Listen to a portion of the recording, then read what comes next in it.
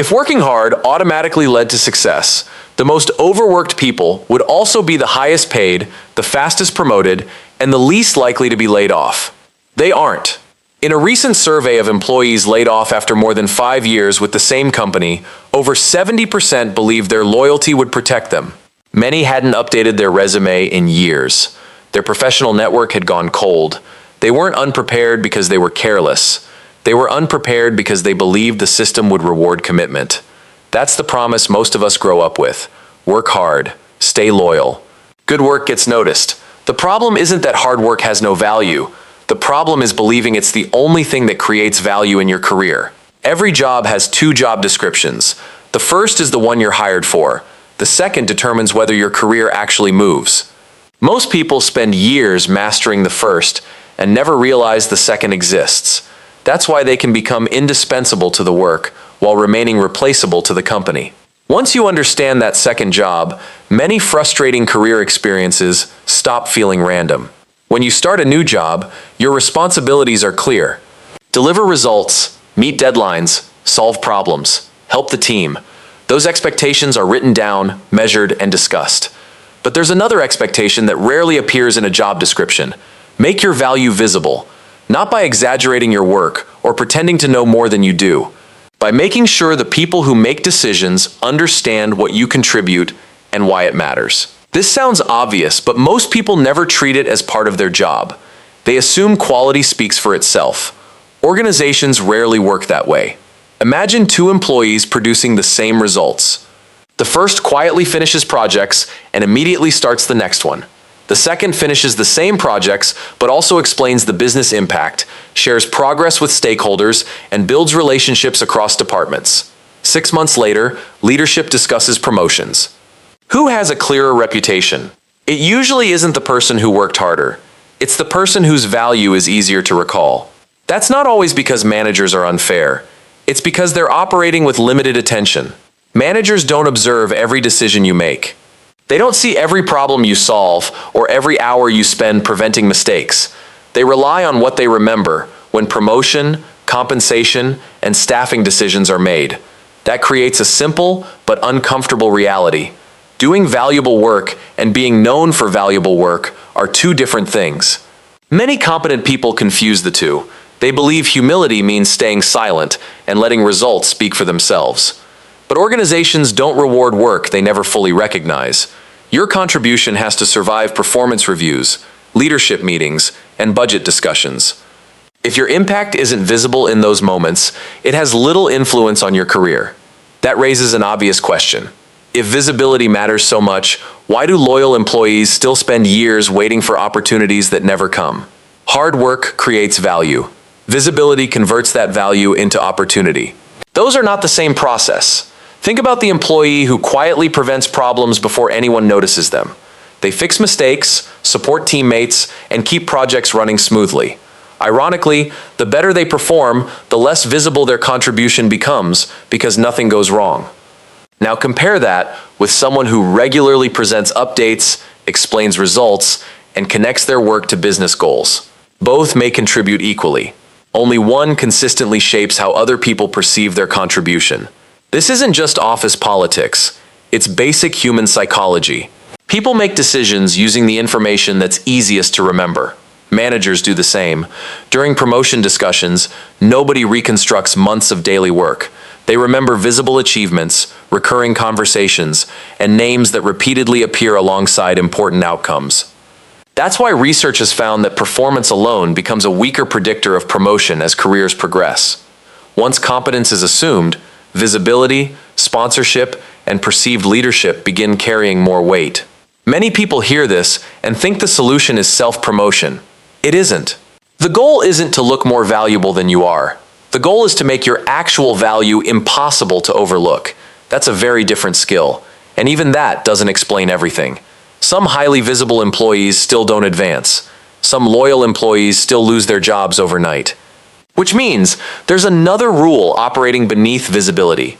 One that's even more important if you want to understand why working hard often feels like a bad investment. If hard work doesn't guarantee advancement, many people make a different bet. They bet on loyalty. The logic seems reasonable. Stay with one company long enough, prove you're dependable, and eventually you'll be rewarded with promotions, better pay, or at least job security. Sometimes that happens. But for many employees, loyalty changes something else instead. It changes their behavior. They stop checking the job market because they don't plan to leave. They stop building professional relationships outside the company because they already have a job. They stop updating their resume because they don't expect to need it. In other words, loyalty reduces their options. This is what psychologists call a psychological contract, an unwritten belief that effort and commitment will be met with fairness and security. The problem is that companies rarely operate on psychological contracts. They operate on business conditions. A company can value your work and still eliminate your role. A manager can appreciate your contribution and still have their budget cut.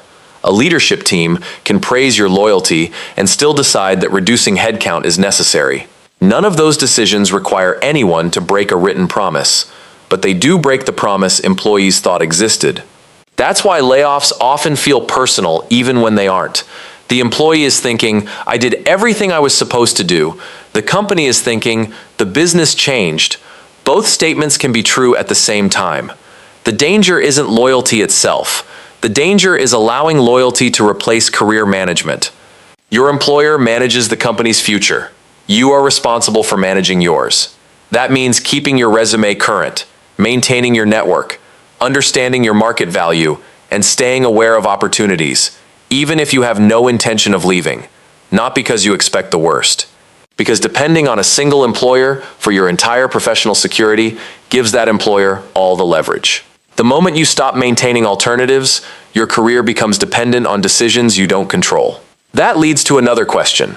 If companies don't reward loyalty as consistently as people expect, what do they actually reward? Most promotion decisions aren't based on one question. Who worked the hardest? They're based on a different question. Who creates the most value in the role we're trying to fill? Those aren't the same thing. Working hard is an input. Promotion is an investment. Leadership isn't rewarding effort. They're deciding where future responsibility should go. That decision is influenced by more than performance. Can this person lead projects? Do other teams trust them? Can they communicate clearly? Have they solved problems that matter to the business? Does someone senior believe they're ready? That last question is often overlooked. Many careers accelerate because someone with influence starts advocating for a person before they advocate for themselves. This is called sponsorship. It's different from mentorship. A mentor gives advice. A sponsor creates opportunities. Imagine two equally capable employees. Both consistently deliver excellent work.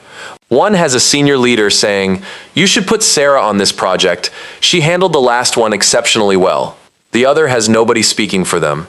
By the time promotion discussions begin, the gap has already formed. Most opportunities are influenced long before they're officially announced. That's why sponsorship matters.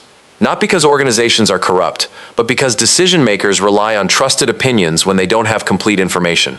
The same principle applies to visibility. Visibility isn't about being the loudest person in the room, it's about reducing uncertainty. If leaders clearly understand your impact, they're taking less risk by giving you greater responsibility. If they don't, promoting you feels uncertain, even if you're highly capable. This explains one of the most frustrating experiences in any workplace: watching someone less skilled move ahead. Sometimes that happens because of favoritism, but more often, it's because they solved a different problem. They didn't just produce value, they made decision makers confident enough to invest in them. That's an uncomfortable distinction, because it means career growth isn't determined only by the quality of your work. It's determined by whether the people making decisions understand, remember, and trust the value you bring. And once you see promotions through that lens, an even bigger pattern becomes impossible to ignore. The workplace isn't designed around fairness, it's designed around incentives. At this point, it's tempting to conclude that the system is rigged. That's an understandable reaction, but it's also an incomplete one. Most managers don't wake up thinking about how to overlook good employees. Most are dealing with limited budgets, shifting priorities, tight deadlines, and pressure from people above them. They're making decisions inside a system with competing incentives.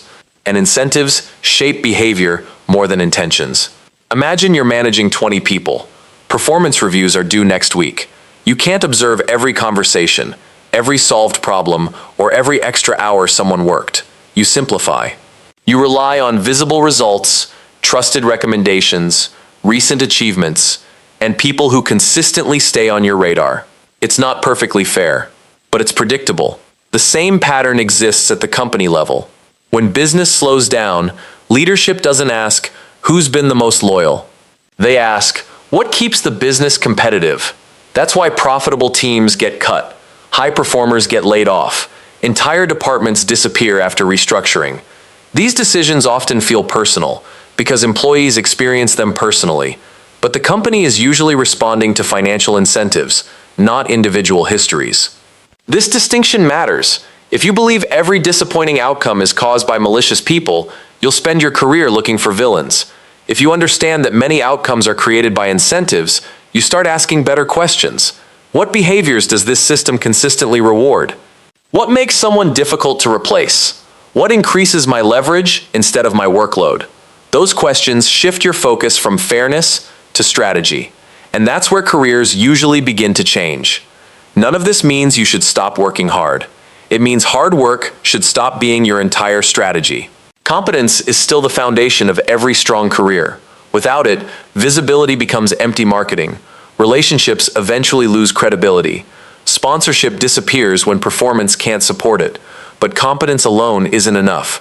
Think of your career as having 3 responsibilities.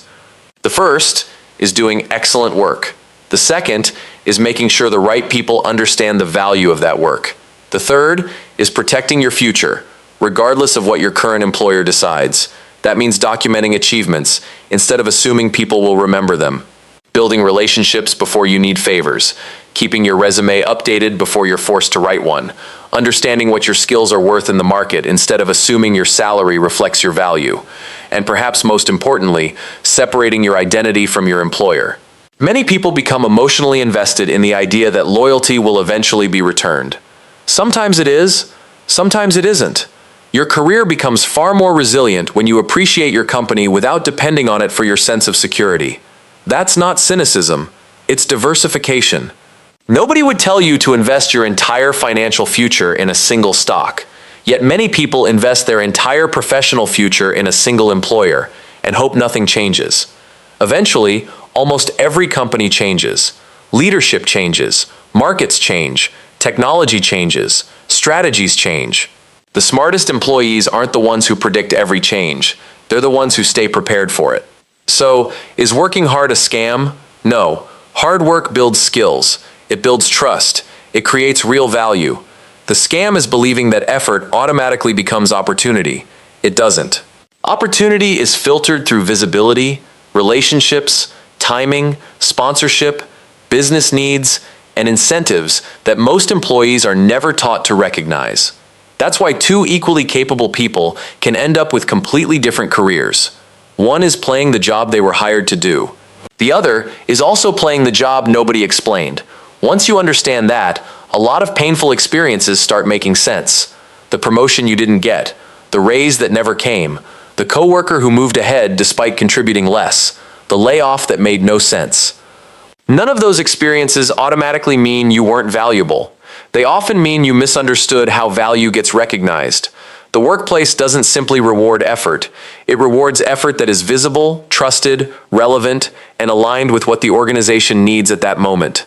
That's a harder truth than just work harder. But it's also a more useful one. Because once you understand the real rules, you stop waiting to be noticed. You start managing your career with the same intention that companies manage their business. And that might be the biggest shift of all. The goal was never to stop working hard. The goal was to stop believing that hard work by itself was enough. If this changed the way you think about work, I'd like to hear your experience. What's one workplace rule you had to learn the hard way that nobody ever told you?